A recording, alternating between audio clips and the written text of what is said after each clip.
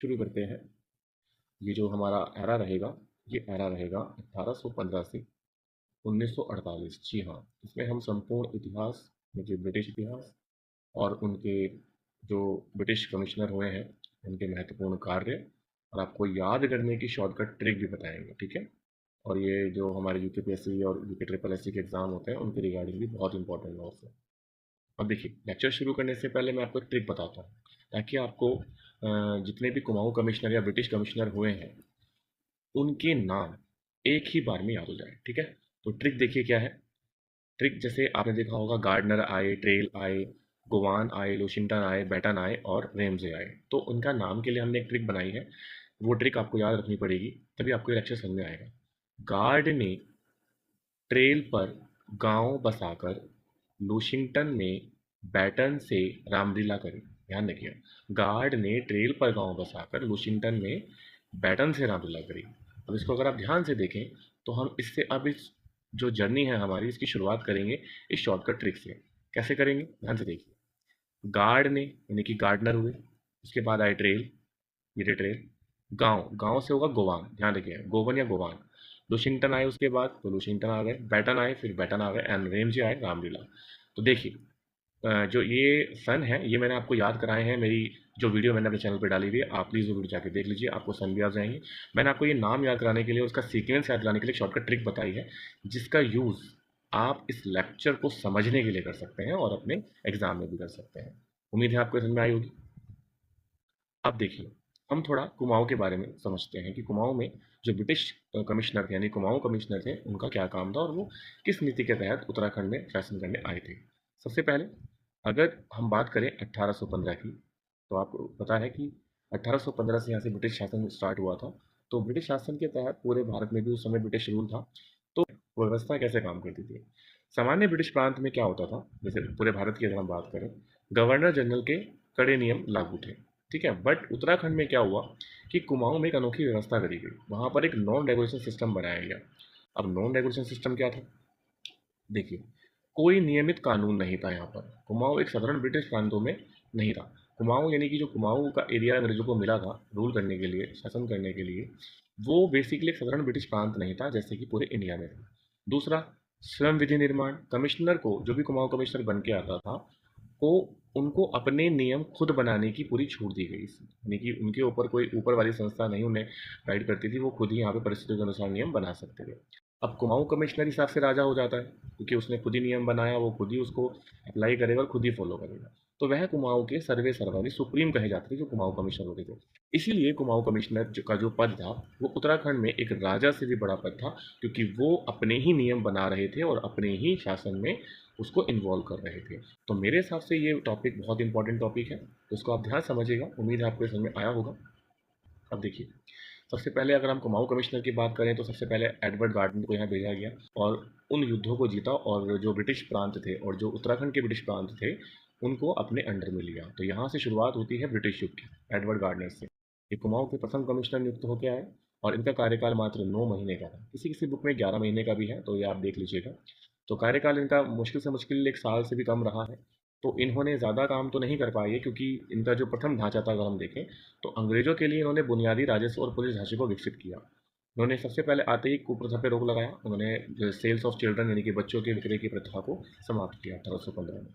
और प्रथम डाक व्यवस्था भी शुरू करी इन्होंने, अल्मोड़ा से श्रीनगर के बीच। अल्मोड़ा ध्यान रखिए कुमाऊं में है और श्रीनगर हमारा गढ़वाल में है फिलहाल, प्रेजेंट में जो वर्तमान में है। तो इनके जो ये काम है, ये आपको याद रहेंगे। और ये जो गार्डनर है, इनका नाम इतिहास में इसीलिए लिया जाता है बिकॉज ये कुमाऊं के प्रथम कमिश्नर थे। और बेसिक सन 1816 में नेपाल सरकार तथा अंग्रेजों के मध्य संगोली की संधि की पुष्टि हो जाने से ब्रिटिश सरकार ने एडवर्ड गार्डनर को ब्रिटिश रेजिडेंट्स के रूप में नेपाल भेज दिया, ठीक है। ध्यान रखिएगा, ये 1816 में यहाँ से नेपाल चले गए थे।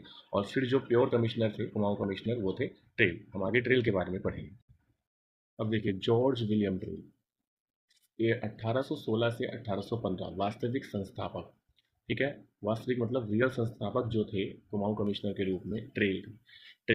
ट्रेल का जो कैरेक्टर है, इस पे जो ब्रिटिश शासन के एक अधिकारी थे, बर्ड, ठीक है, उन्होंने अपने जो विचार व्यक्त करे हैं ट्रेल के बारे में, उन्होंने एक बड़ा इंपॉर्टेंट स्लोगन बोला गया है, ट्रेल के जाने पर कुमाऊं में कोई स्थायी शासन नहीं रहा, क्योंकि कानून बनाने वाला चला गया था। ऐसे ही बर्ड महोदय आगे लिखते हैं, प्रशासन की प्रणाली ऐसी बनाई थी जो एक व्यक्ति के व्यक्तित्व पर आधारित थी। यानी कि देखिए, अगर हम ट्रेल के कैरेक्टर की बात करें या उनके कामों की बात करें, अस्तित्व की बात करें, तो उनके शासन को निरंकुश शासन बोला गया। यानी कि निरंकुश का मतलब होता है कि जिस पे कोई लगाम ना हो। यानी कि ट्रेल जैसे कि कुमाऊं कमिश्नर बने तो उन्होंने नो अपील, नो वकील और नो दलील के प्रोस्पेक्टस को फॉलो करा। इसका मतलब ये था कि जो वो नियम बनाते थे, वो वही उसके सर्वे सर्वा थे, वही उसके सुप्रीम थे, वही उसके जज थे और वही उसके राजा थे। यानी कि अगर ट्रेल के पास उन्हीं के नियम के खिलाफ कोई जाएगा तो उसकी ना तो अपील होगी, ना उसका कोई वकील होगा और ना ही कोई दलील सुनी जाएगी। तो ट्रेल का कार्यकाल एक तरीके से अगर देखा जाए तो एक हीबर नाम का यात्री था, उसने अपनी यात्रा वृतांत में लिखा है कि कर्नल ट्रेल निरंतर अपने भ्रमण में रहते हैं। मात्र वर्षा काल में ही वो अपने ऑफिस में मिलते हैं, मुख्यालय में मिलते हैं। अदरवाइज वो घूमते ही रहते हैं। तो ट्रेल एक अगर एक ट्रेल के बारे में कहा जाए तो काफ़ी मतलब कार्य जुझारू आदमी थे। और ऐसी वेहली ने, एक राइटर है वेहली, वेहली ने ट्रेन के अधीन कुमाऊं शासन को प्रतिसत्तात्मक, निरंकुश और व्यक्तित्व शासन कहा है। कि जो पर्सनल तरीके से जो रूलर होते हैं, जो अपने ही शासन में किसी ऊपर वाले की नहीं मानते हैं, उसको ट्रेल के शासन में ऐड करा दिया है। तो देखिए, अगर ट्रेल में ये, जब ट्रेल के बारे में इतनी कुछ बातें हमें पता लगी हैं तो हम आगे चलते हैं, उसके कुछ कामों को देखते हैं।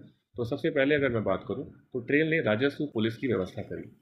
राजस्व पुलिस जो आज भी उत्तराखंड में अवेलेबल है, ठीक है। टैक्स रेवेन्यू पुलिस जो होती है, हमारी रेवेन्यू जो पुलिस ऑफिसर होते हैं, उन्होंने पटवारियों की, जी हाँ, पटवारी जो आजकल पट्टे देते हैं, उन्होंने, कहा जाता है कि ट्रेल ने ही 1819 में उनकी शुरुआत करी। तो पटवारियों के 9 पद का सृजन जो करा वो ट्रेल ने करा, ठीक है, ध्यान रखिएगा। अब दूसरी देखिए, प्रशासनिक सुधार। 1822 में उन्होंने एक एक्साइज विभाग की स्थापना भी करी, आबकारी नीति, आपने देखा होगा। जो मतलब आबकारी का मतलब आप समझ गए होंगे, जो मदिरा वगैरह की जो यहाँ पे डीलिंग होती थी, उसमें भी ट्रेल ने एक अपना विभाग की स्थापना करी। फिर उसके बाद जेल निर्माण की बात करें, जी हाँ, उन्होंने जो न्यायिक कार्य थे उसमें भी सहयोग करा। 1816 में अल्मोड़ा में एक जेल बनवाई और 1861 में पौड़ी में जेल बनवाई। ध्यान रखिएगा, ये जो फैक्ट है, ये जो हमारे इतिहास के बहुत अच्छे राइटर हैं, अजय रावत, ध्यान रखिएगा, अजय रावत, ठीक है, अजय रावत जी के अनुसार है ये फैक्ट जो है बुक में अजय रावत जी के अकॉर्डिंग दिया गया है कि अजय रावत जी मानते हैं कि जो जॉर्ज विलियम ट्रेल थे, उन्होंने 1816 में अल्मोड़ा की स्थापना करी जेल की और 1861 में पौड़ी जेल की स्थापना करी। अब सबसे इंपॉर्टेंट अगर मैं ट्रेल के कार्यकाल में कहूँ तो 80 साल बंदोबस्त, ठीक है। ये बेसिकली क्या है, मैं इसको अभी डीप पढ़ाऊंगा आपको, बहुत इंपॉर्टेंट है, कई सारे एग्जाम में आता है। और इसके अलावा 1834 में ट्रेल ने ही हल्द्वानी की खोज करी। तो ये तो कोई ओवरव्यू है उनके कामों का जो उन्होंने करा। बाकी ट्रेल का जो कार्यकाल है बहुत ही वाइड है, तो हम बात करेंगे। जी हाँ, देखिए, विलियम ट्रेल का 80 साल बंदोबस्त बेसिकली 1823 में आया है। तो ये तो बेसिकली मैं अपनी वीडियो में भी समझा चुका हूँ कि हमारे जो विक्रम संवत है वो 57 साल आगे चलता है। इस कैलेंडर से आप इसमें ऐड करेंगे तो ये 1880 की तिथि दिखाएगा। तो इसी हिसाब से इसको बोला जाता है 80 साल बंदोबस्त।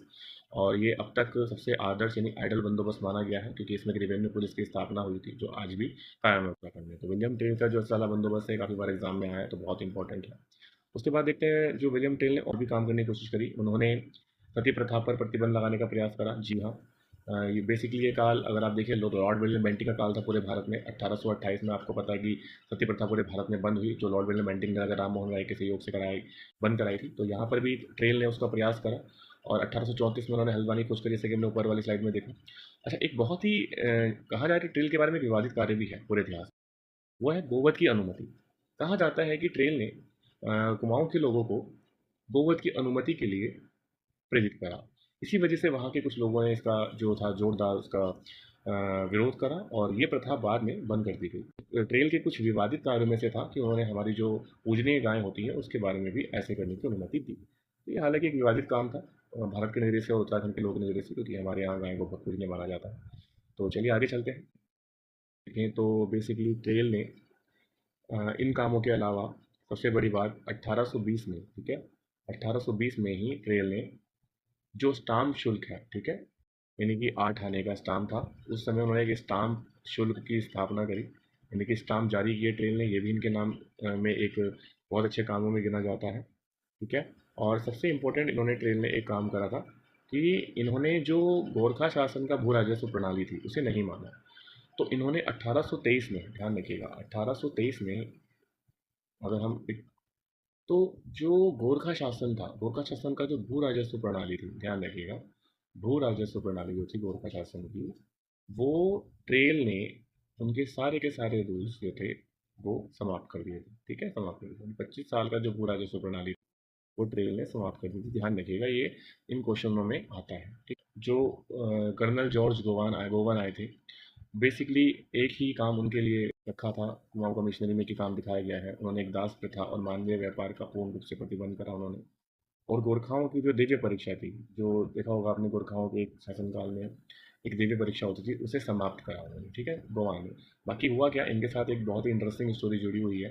कहा जाता है कि जो बर्ड महोदय थे, उनको यहाँ पे जितने भी कुमाऊं कमिश्नर थे उनकी जांच के लिए एक कमेटी बनाई गई बर्ड महोदय के प्रतिनिधित्व में। तो उन्होंने कर्नल जॉर्ज गोवान की जो रिपोर्ट पेश करी, उन्हें अनुभवहीन बताया गया उस रिपोर्ट में, कि उन्हें बेसिकली ये एक आर्मी रिटायर ऑफिसर थे, तो इनको ज़्यादा प्रशासनिक ज्ञान ना होने के कारण बोर्ड ऑफ रेवेन्यू द्वारा इन्हें वापस बुला लिया गया। ठीक है, ब्रिटिश काल में ये एक सबसे इंटरेस्टिंग घटना है गोवन के लिए। ठीक है, ध्यान रखिएगा, कर्नल जॉर्ज गोवन। अब जो इनका कार्यकाल था 1836 टू 1838 या 1836 से 38 तक का, उसके बाद आए हमारे जॉर्ज वॉशिंगटन। बहुत ही अच्छे इंसान थे कहा जाता है इतिहास में, इतना मैंने इनके बारे में पढ़ा। 10 साल तक ये रहे, तो आप देख सकते हैं। तो इन्होंने सबसे पहली बार नैनीताल में, जो नैनीताल की खोज हुई वो उनके काल में हुई थी। तो पी बैरन ने नैनीताल की खोज करी। आपने पढ़ा होगा कि नैनीताल की खोज करने वाले पी बैरन थे, लेकिन क्वेश्चन थोड़ा सा आजकल यूकेपीएससी ट्रिकी करके पूछ रहा है कि किसके कार्यकाल में नैनीताल की खोज हुई थी। तो ध्यान रखिएगा, लूशिंगटन के कार्यकाल में नैनीताल की खोज हुई थी, वो पी बैरन ने करी थी। बेसिकली कहानी ये है कि एक झील की खोज हुई थी, तो उसकी चारों तरफ उन्होंने फिर वसाहत शुरू करी, जो जो जिसको जॉर्ज थॉमस लूशिंगटन ने आगे प्रमोट करा। और इन्हीं के कार्यकाल में एक नया जनपद बनाया गया तराई में। ठीक है, उसका नाम था तराई जनपद। देखिए, पहले नाम नहीं होते थे, तो तराई भाबर के क्षेत्र के अनुसार उस जनपद को बनाया गया 1842 में।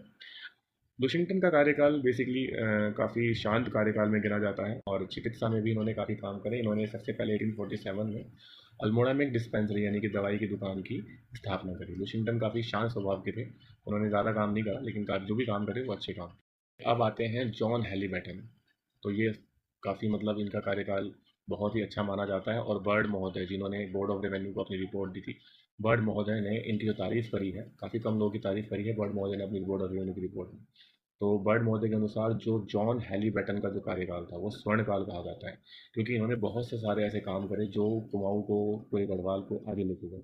तो पहला काम देखिए इनका, इन्होंने शिप पटवारी, जो पढ़े लिखे पटवारी थे, ठीक है, उन्होंने जो बैटन थे उन्होंने भर्ती करनी शुरू करी। फिर बैटन ने 20 साल बंदोबस्त बनाया, भूमि बंदोबस्त।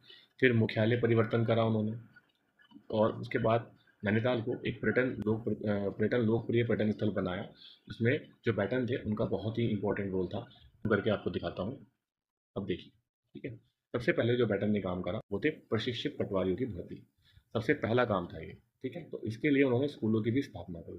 जो बैटन थे उनको स्वर्णकाल ऐसे नहीं कहा जाता उनके काल को, वो उन्होंने काम भी करा।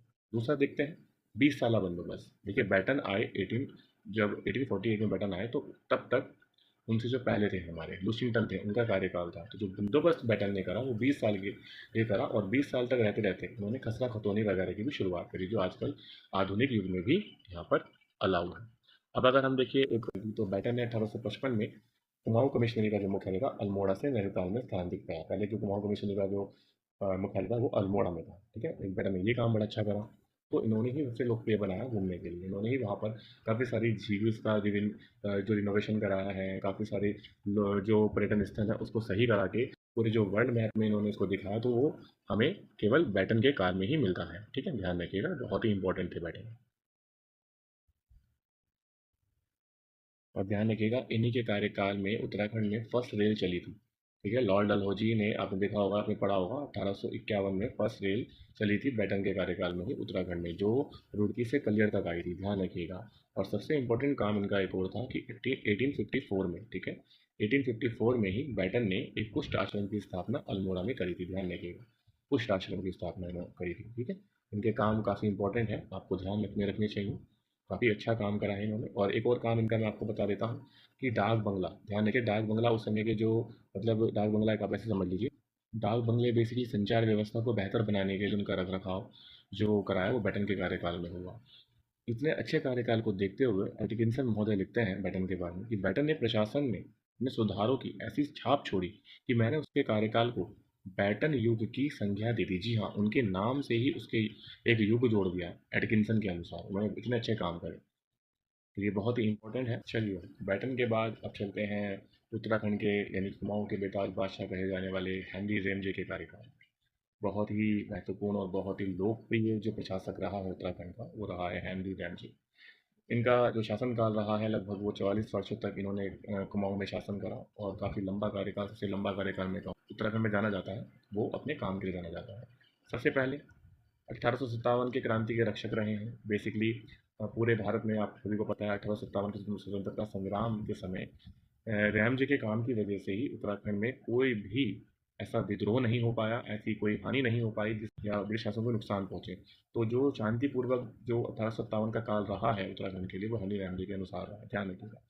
उसके बाद रैमजे ने बहुत ही अच्छे अच्छे काम को बढ़ावा दिया आगे। इन्होंने इसी तराई का विश्वकर्मा कहा जाता है कि इन्होंने, और कोटद्वार हो गया, इन इलाकों में जो सूखा पड़ता था, ठीक है, उसके लिए रैमजे ने यहाँ पर नहरें और पुलों का जाल बिछा। और कहा जाता है कि जो हेनरी रैमजे का जो व्यू था, उन्होंने 260 छोटी नहरें, ध्यान रखिएगा, 260 छोटी छोटी जो नहरें होती हैं, आज भी आप वर्तमान में देख सकते हैं, उनका एक जाल बिछाया, जिससे तराई का क्षेत्र जो था वो बहुत ही फल फूल गया। तो ये सबसे इम्पोर्टेंट काम रहा है हेनरी रैमजे का। और उन्होंने उसके लिए एक फंड की भी स्थापना करी। वो करी उन्होंने 1883 में, ध्यान रखिएगा, एक फंड बनाया इन्होंने इसके लिए। और वो आज भी इस पॉलिसी को लागू है, वो आज भी पॉलिसी, ठीक है। ने अपने कार्यकाल में एक और अच्छा काम करा। नैनीताल में पहली बार 1867 में जब रेंज के कार्यकाल में भू संकलन हुआ, तो वहाँ पर उन्होंने एक हिल साइड सेफ्टी कमेटी की स्थापना करी, ध्यान रखिएगा, हिल साइड सेफ्टी कमेटी, ठीक है, हिल साइड जो सेफ्टी कमेटी थी, ठीक है, उसकी स्थापना करी रेंजे ने। तो बेसिकली इस सोसाइटी का काम क्या था कि इन्होंने इसी के फंड से, जब दोबारा भू संकलन हुआ 1880 में, ये घटना आ सकती है एग्जाम में, ध्यान रखिएगा, दोबारा जब भू संकलन नैनीताल में हुआ, तो उसमें काफ़ी लोग मारे गए, लगभग 151 जो लोग थे उसमें मारे गए। तो रेंजे ने देखा कि भाई यहाँ पर क्या होता है कि उत्तराखंड के नैनीताल में जो झीलें बनी हुई हैं, या फिर जो नैनीताल का स्ट्रक्चर है, वहाँ से वर्षा का पानी, यानी कि वहाँ से जो नदियाँ हैं, वहाँ नदियाँ कम हैं, तो वहाँ पे पानी नहीं, निकासी की व्यवस्था नहीं थी। तो रेंजे ने वहाँ पर 79, कहा जाता है 79 किलोमीटर, 79 किलोमीटर की जो नालियाँ थी उनका निर्माण कराया, ध्यान रखिएगा, जिससे जो नैनीताल का भू संकलन यानी पानी की वजह से जो हो रहा था, वो थोड़ा सा कम हुआ। ये बहुत ही इंपॉर्टेंट उपलब्धि थी रेंजे की। इसलिए रेंजे को देखिए कुमाऊं का बेताज बादशाह कहा जाता है। जो भी आज वर्तमान में जो भी आप उसके जो डेवलपमेंट उत्तराखंड में देख रहे हैं कुमाऊं की साइड में, वो रेंजे की बदौलत ही हुआ है। देखिए रैमजे ने इसके अलावा भी काफ़ी वन संरक्षण में भी अपनी काफ़ी भूमिका निभाई, और आपदा प्रबंधन के जनक तो थे। जैसे मैंने अभी आपको 1867 वाला और 1880 वाला भू संकलन की कहानी सुनाई। तो अब एक थोड़े से काम और देखते हैं, वन संरक्षण कैसे करा रेंजे ने। वो पहले प्रथम वन संरक्षण बने जिन्होंने वनों की ठेकेदारी प्रथा को समाप्त करा, जी हाँ, और पेड़ों की मार्किंग व्यवस्था शुरू करी उन्होंने, ठीक है, ध्यान रखिएगा। आपदा प्रबंधन के लिए मैंने आपको बताया 1867 और ऊपर कहानी सुनाई, वो पूरी यही है। और सबसे इंपॉर्टेंट बात अगर मैं आपको कहूँ कि आंखें बंद करके भी आपको इस क्वेश्चन का आंसर दे देना चाहिए अगर एग्जाम में आता है। कुमाऊं के जितने भी स्कूल हैं, जो अंग्रेजों के टाइम के स्कूल रहे हैं, उसमें मैक्सिमम रोल, एजुकेशन में मैक्सिमम रोल वो रेंजे का रहा। इन्होंने काफ़ी अच्छे अच्छे स्कूलों की स्थापना करी, और इन्होंने नैनीताल में स्कूली शिक्षा को केंद्र बनाया। शेरवुड स्कूल, वैलीजिली स्कूल, है ना, और जैसे कि स्टेनलेस स्कूल, सेंट मैरी स्कूल की स्थापना इन्होंने अपने कार्यकाल में करी, ठीक है।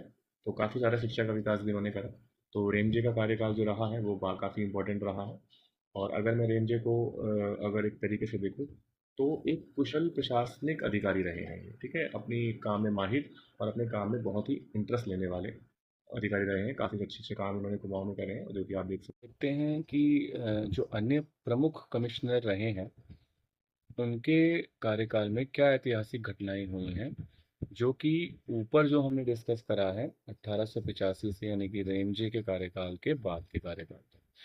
थोड़ा ध्यान दीजिएगा कि अभी तक जो कुमाऊं और गढ़वाल को मिला के कमिश्नर हुए हैं 1948 तक, वो हुए हैं 24 कमिश्नर, ध्यान रखिएगा। इसमें से 23 रहे हैं ब्रिटिश और एक रहे हैं हमारे इंडिया के। और हम इसमें इस लेक्चर में हम अभी कंटिन्यू करेंगे और उनके कार्यकाल की जो इंपॉर्टेंट घटनाएं हैं, जो मेन मेन आपके जो कमिश्नर रहे हैं, हम उनको डिस्कस करेंगे। तो ध्यान रखिएगा 24 रहे हैं टोटल, 23 इसमें से रहे हैं ब्रिटिश और एक इसमें से रहे हैं इंडियन, ध्यान रखिएगा, ठीक है। तो चलिए, एक इसमें रहे हैं पर्सी विडमम, ठीक है। पर्सी विडमम का कार्यकाल में जो 1914 से 24 तक रहा है, इसमें सबसे इम्पोर्टेंट रहा है कुली बेगार प्रथा का अंत, जी हाँ, और कुमाऊं परिषद का गठन। दो घटनाएं घटित हुई हैं। कुली बेगार आपको पता है, इसमें हमारे जो बद्रीदत्त पांडे हैं और वो बागेश्वर की गोमती नदी सरयू नदी के किनारे जो जो आंदोलन हुआ था वो पर्सी विमन के कार्यकाल में हुआ था।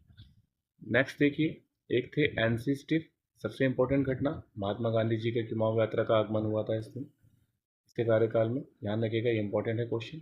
देन देखिए जीसी एक्टन, ये 41 से 43 तक रहे, 1941 से 1943, 1941 से 43 तक भारत छोड़ो आंदोलन का समय था ये। और लास्ट में हमारे के एल मेहता, ध्यान रखिएगा ये प्रथम भारतीय और अंतिम कुमाऊं कमिश्नर रहे हैं, इंपॉर्टेंट क्वेश्चन है, आ सकता है। तो स्लाइड में बहुत ही इंपॉर्टेंट आपको घटनाएं बताई गई हैं। जो 24 कुमाऊं कमिश्नर रहे हैं उसमें से 23 हमारे जो ब्रिटिश के थे और एक हमारे सबसे इंपॉर्टेंट थे जो इंडियन के हैं।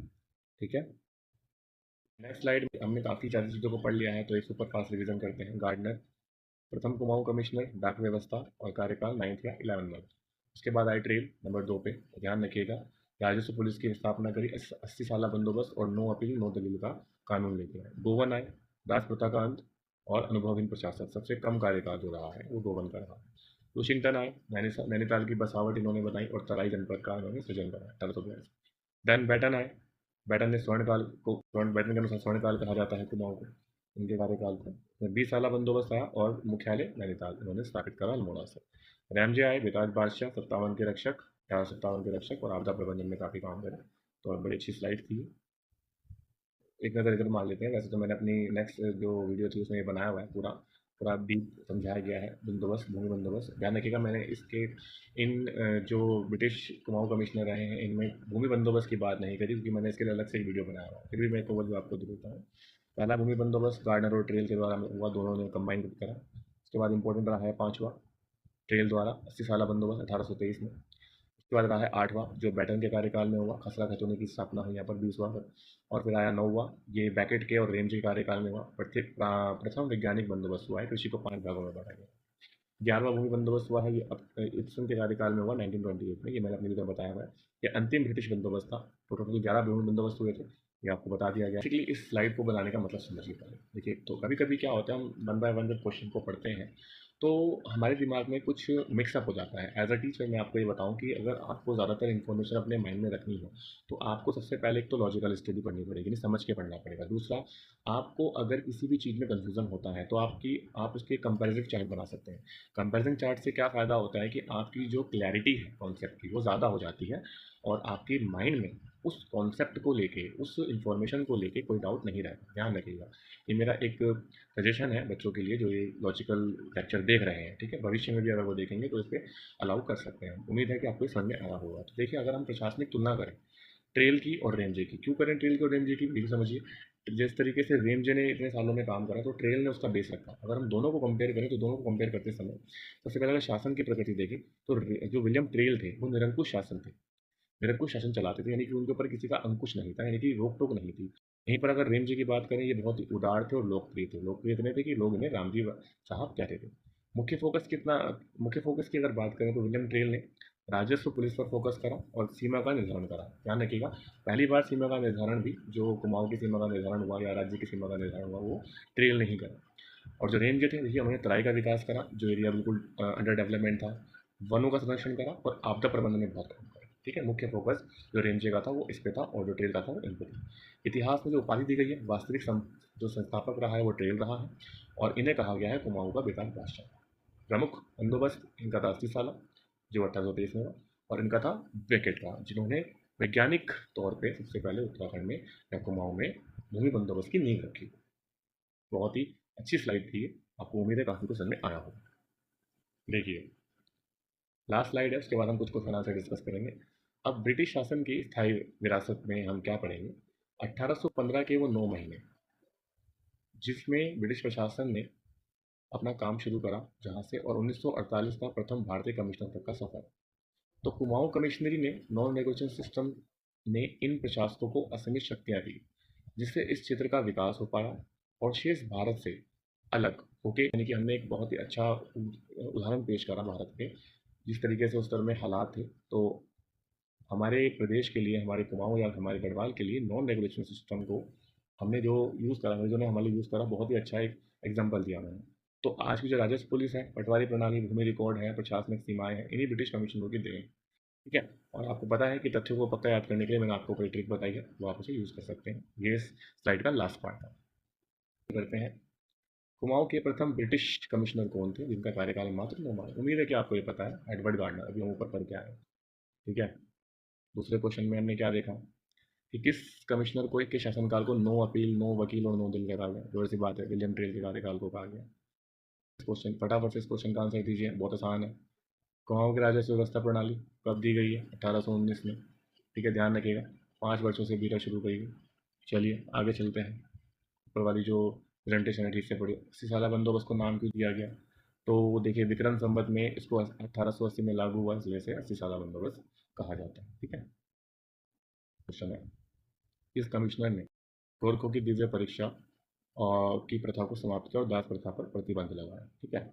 अब ध्यान रखिएगा, ये सबसे अभी हमने ऊपर पढ़ा है कि ये थे गोवन जिनका सबसे कम का लोवेस्ट कार्यकाल रहा है, कम वर्ष का कार्यकाल रहा है, सबसे कम वर्ष का।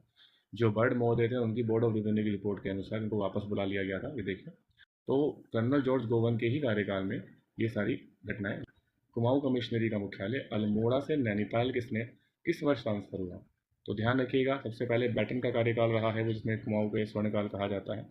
और अगर मैं आपको इसका आंसर दूं तो मेरे हिसाब से 1842 में ही ये हुआ, मेरे हिसाब से। उम्मीद है कि आपको ये जो वीडियो है हमारी बहुत अच्छी लगी होगी, और मैं चाहता हूँ कि आप ऐसे ही लॉजिकल स्टडी करिए, क्योंकि यूकेपीएससी और यूके ट्रिपल एस यहीं से क्वेश्चन पुट अप कर रहे हैं।